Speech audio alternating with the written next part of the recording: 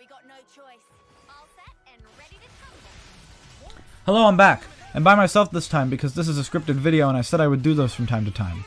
Anyway, since the Xenoblade Chronicles 3 not quite launch date video, I've been playing a lot of Xenoblade Chronicles 3. Go figure.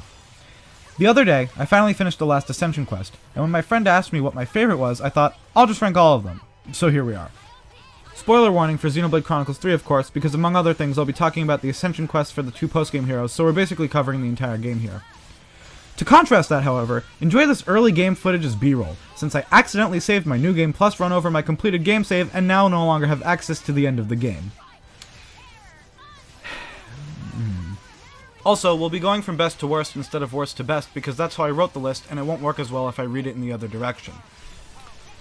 So I ranked these in a tier format, and starting with probably the best Ascension quest in the game would be Senna's. Despite frustrating me for not actually being about Senna, this is probably the best Ascension quest in the game purely for the fact that it's up there with the game's other emotional high points like chapters 5 and 7. It made me actually feel bad for Shania, which I didn't think was possible, so major props to the writing department for that one. Also, I'm going to use this entry as an opportunity to mention the fact that the game made some weird choices on what to make part of the main story versus not part of the main story. The only Ascension quests that are required for story progression are Noah and Mio's, but I think the story arcs and overall pacing of the game probably could have benefited from including more of these quests as part of the main adventure, such as this quest, which wraps up Shania's character. So if I feel that way about a particular quest, I'll be sure to mention it.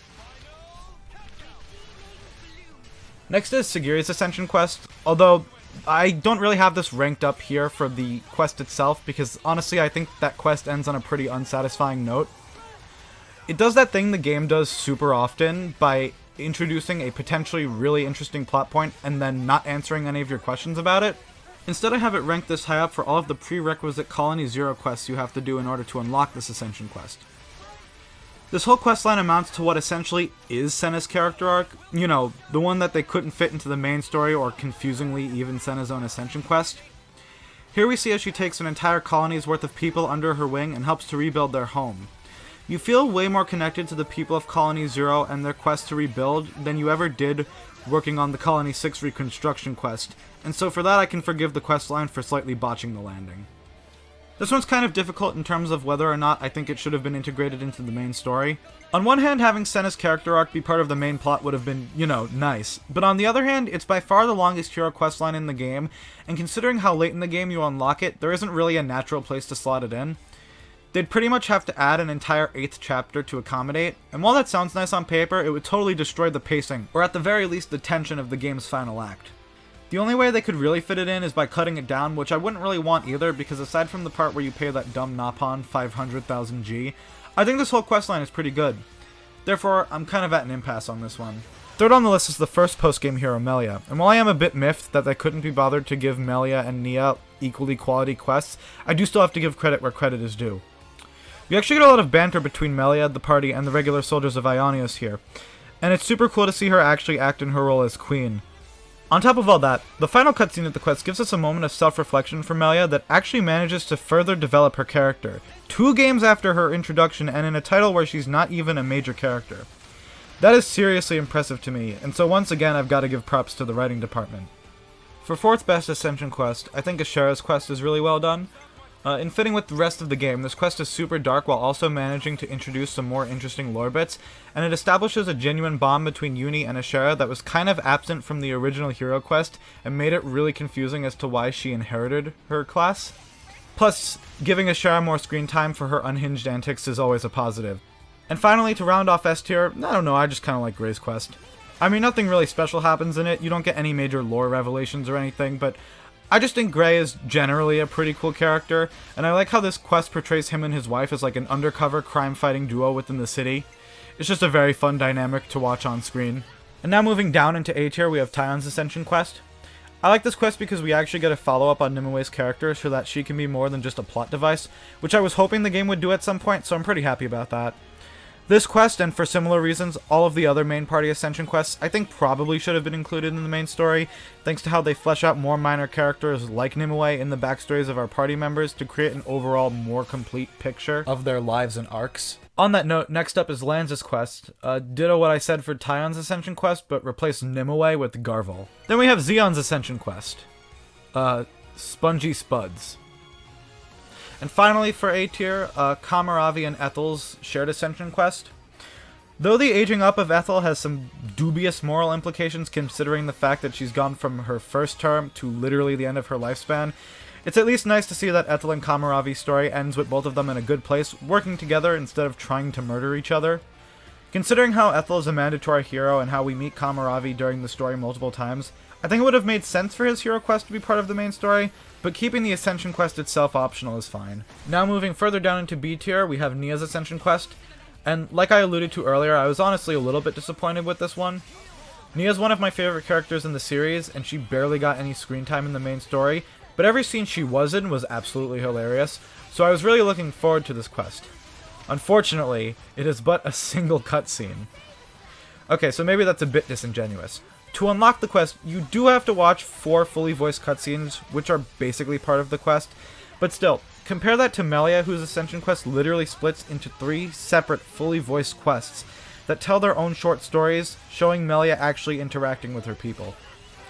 By comparison, Nia doesn't even have full conversations with every member of the party here. They all just kind of gather around while she recaps the events of the game she's from. The most interesting thing that happens in this whole questline is the implication that Nia and Mio are related, and even then that's, not outright stated by nature of being an implication. Seeing her recap the events of 2 to the main party is cool, but I think it would have been much cooler to see her get what Melia got in her quest, and actually see some character development as like a final capstone to her arc from 2. Oh well, maybe in the DLC. The reason this quest is still in B despite all my complaining is because every single line Nia has in this game is hysterical, and the implication that Mio is related to Nia, but more importantly that Rex is her father, is funny to me. I mean, Rex and Mio are like nothing alike. Moving on to Noah's Ascension quest, ditto what I said for Lan/Tyon's Ascension quest, but replace Nimue/Garvel with Chris. I know I complained about Senna's Ascension quest not really being about her, but now that I think about it, none of the main party's Ascension quests have the title character as their most interesting feature anyway, sans Uni's. Once again proving the writing room's bias for Uni because I swear they make her an important character in hero quests and give her class inheritance basically as often as they can. Not that I'm really complaining because Uni is a great character. Anyway, back on track. Moving on to a quest that occurs in very close proximity to Noah's Ascension quest is Mio's Ascension quest. Ditto what I said for Lan/Tyon/Noah's Ascension quest, but replace Nimue/Garvel/Chris with Miyabi. But really, the most important part about this quest is that they brought Mwamba back, who is, objectively speaking, with no bias at all, the best character in the game. Speaking of Miyabi, next on this list is Miyabi's Ascension quest. This quest didn't actually do anything to make me like Miyabi more, but what it did do is take the cooking quest from Torna and add Travis's uncharacteristically excited sounding narration in a fully voiced cutscene, which makes the whole thing 10 times better. Pivoting to a character now that is much worse than any of the other characters we've already discussed is Gondor's Ascension quest. I hate Gondor. She's easily the worst character in the game, and this quest is frankly kind of a missed opportunity considering that they could have gone into Gondor's relationship with Monica and, a bit more on why they don't get along than we get in Monica's quest, although I'll get to that later. But, despite all of that, this quest is at least alright, mostly because it gives us some much needed Turken representation. I still want a Turken party member, but this is the best we're getting for now. Hashtag justice for Turkens. And wrapping up B tier, we have Riku and Minana's Ascension quest. Honestly, I just kind of like the Napon lore this quest gives. Something about the idea of a famous hermit Napon chef is just inherently funny to me. That's kind of it. I don't have a better reason. They're just, I don't know, Riku and Minana are funny characters. Anyway, moving even further down into C tier, we have Uni's Ascension quest. I thought I liked this quest, and then I thought about it a bit more and I realized I kind of didn't. This quest is weird because it treats the idea of colony ranks being invented by Mobius as a big deal, but of course they were invented by Mobius. The whole war is being orchestrated by Mobius. That's the crux of the premise. It is pretty morbid that colonies that reach gold rank are wiped out, but that's not the part of the reveal that the quest chooses to focus on for some odd reason. Also, the fact that X's origin fight is locked behind this quest is extremely weird. I didn't do this quest before being in the game, and I didn't have a fight with X in Origin, but my friend did, and he did have a fight with X in Origin. So I'm assuming that this quest is what triggers it, but why? Unless it was some sort of massive glitch or something, which I kind of doubt, it just seems like a weird thing to do. Reward your players with more boss battles at the end of the game for doing your extra content. It, like, doesn't even make sense why X wouldn't be there if you don't do the quest. Like, I was doing the final Origin boss run, and I was like, okay, there's gonna be an X fight, right? And then we get to the final boss, and I'm like, oh, this is the X fight? It's just part of the final boss? And then it turns out there is an X fight, and I just didn't do it, which is very strange. And next up after Uni, we have Teach. Sometimes the party is just a little too nice and quick to forgive people who have committed literal atrocities. And this is one of those times. It doesn't really help that this quest's villain is pretty bad. He doesn't even get a name, they just call him the Avenger, which is pretty lame. Additionally, I was sort of hoping we'd see more of Teach's dynamic with the Agnes half of the party, seeing as how we got some of that in his hero quest, and it was pretty entertaining. On the flip side, Kairi's development was pretty cool, if only she was more important to the overall story. I mean, not that NPC development is bad necessarily, just that it's like a strange thing to be the highlight of your Ascension quest, but whatever. And like Nia, this next one makes me pretty sad that I have to put it this low down, but it is what it is, and it's Triton. This one frustrates me because I think Triton is an awesome character. Like, he's probably tied with Ashara for my favorite non-party member in the game, but this quest is just not nearly as interesting as it could be. I mean, think about it. The main character of the quest is a centuries-old bad guy turned good guy pirate captain who is so old that he is beginning to lose his most important memories. This is a character concept so good that he could honestly be the star of his own Xenoblade spinoff, a hypothetical game that I am choosing to call Xenopirate. But hey, I mean, it's more Triton, so I guess I can't complain too much. I would really like Xenopirate, though. I don't have as much to say on this next one, Juniper. The main thing I took from this quest is that the console was extremely annoying. She just kept rambling on and on about her evil schemes, and no one ever bothered to try and stop her mid-monologue, even though that's something done at several other points in the game. For some reason, this console is the one who just gets to ramble on and on for no reason, and it's kind of grating. Other than that, it's not too bad, but like, that's the main thing with the quest, so oh well. And finally for C tier, Fiona's Ascension quest. I thought Fiona's hero quest was really interesting because it showed us a different console colony dynamic than like every other colony in the game. But unfortunately this quest doesn't really expend much on that. And now moving to the very bottomest, finalist, lastest tier. D tier is starting with Izzard. I was really hoping this one would tie in with Tion's Ascension quest and show Izzard's reaction to seeing Nimue alive again. But instead you just get this really short kind of nothing quest that doesn't really include any major revelations or even interesting conflicts. And like, I know I said that about Gray's quest earlier and it didn't matter, but the problem is I don't think Izzard is nearly as interesting or as fun a character as Gray is. I mean, like, Izzard is stressed and tired and he goes to a spa and is better, and that's the whole quest. Also, if spas were so legendary, why did none of the city people try and build an artificial spa? You know, like the ones we have in real life? They kept calling them natural spas, which sort of implies the existence of man-made spas, but it never comes up, so I guess they don't exist? Sure, I mean, it seems like you could save yourself the headache by like building one yourself, but okay. And now third to last, we have Alexandria. I was pretty lukewarm on Alexandria already, and this quest did nothing to change that. Instead, it was one of the 2 lucky Ascension quests to actually make me like the Focus Hero less than I did when I started. As it is revealed during the quest that Alexandria assassinated Colony Iota's former leader and put her friends in position of power as a bribe to keep them silent. I feel the need to point out the fact that this is like corruption on the highest level. Remember what I said earlier about the party forgiving objectively awful people just a little too quickly because they're friends now?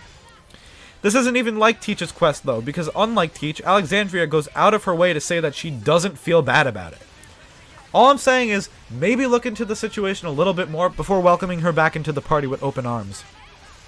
None of this is helped by the fact that Alexandria spends a large portion of the quest interacting with Valdi, a much more likable hero, who is unfortunately the next character we're talking about because even though I like Valdi a lot, his Ascension quest just isn't that good. The way this quest went down confused me a little bit because in order to unlock it, you have to complete several prerequisite quests that require you to assist in the building of a giant friendly Levnis. I assume that this quest would then revolve around the completion of said Levnis, but instead you just go around and help out at some neighboring colonies. It just felt a bit anticlimactic that they didn't follow up on this obvious plot thread, something that the game keeps doing much to my frustration. To be fair, there is a quest marker above the Napon who you give the materials to, so maybe you can finish building the robot, but like, why wasn't that in the Ascension quest? Valdi deserved better. And finally, my least favorite Ascension quest in Xenoblade Chronicles 3, Monika's Ascension quest. This was the other quest to make me like the Star Hero less than I did before it started, for two main reasons. First of all, it reveals why Gondor hates Monika so much. Monika claims that while acting as the village elder, she is unable to devote extra time to her daughter. This is maybe the lamest excuse I've ever heard. It's like if someone got elected mayor and then just started ignoring their kids. You can't just use that as an excuse for child neglect. Secondly, Monika gets into an argument with this guy at one point during the quest, and during this argument defends the rash actions of a group of soldiers.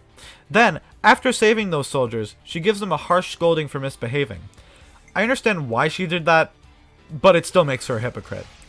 In conclusion, this quest showed to me that Monika is a terrible parent and a hypocrite, and I respect her slightly less now.